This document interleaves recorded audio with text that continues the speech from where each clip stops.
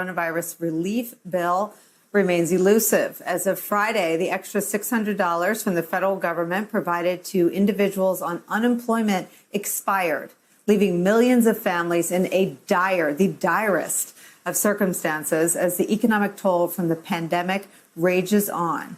Despite the urgency, despite the suffering, all signs point to a difficult road ahead as the structure of unemployment benefits remains a contentious debate between top Democrats, Republicans, and the Trump White House. To break through it all, I'm joined by my colleague, Garrett Haake. Garrett, there was some extraordinary journalism this weekend that builds on your reporting about the human calamity that is the economic catastrophe, the food insecurity, the rent insecurity. This is a human crisis equal to the scale of the public health crisis, and they're doing what? Fill in the blank for me. Yeah, look, I mean, people are physically, emotionally, mentally, financially exhausted by all of this. And sometimes it's hard to see if Capitol Hill reflects that same sense of urgency. I'm going to play you a soundbite from Chuck Schumer, who just walked out of today's 2-hour negotiations. We'll talk about where they got to on the other side of this. But this was how Chuck Schumer described in summation of what they talked about today. Take a listen. We are really getting an understanding of each side's position.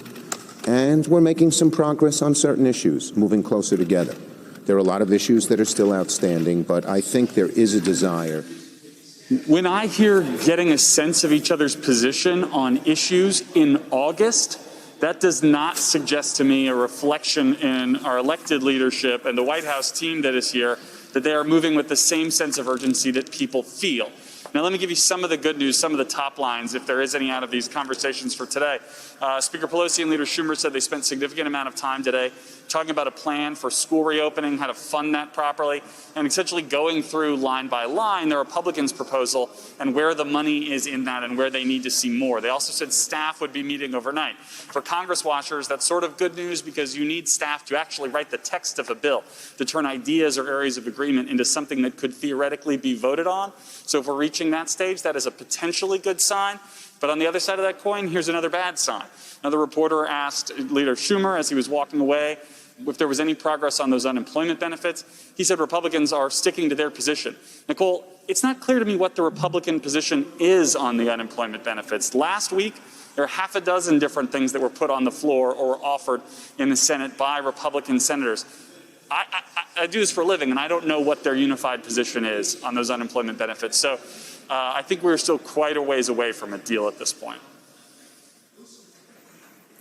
It would suggest that these people don't know their districts. I mean, the food insecurity, you've covered food lines in Dallas with people driving the kinds of cars that you would never imagine that they would imagine finding themselves online for a food bank. It's a disgraceful state of affairs. I appreciate your reporting on it.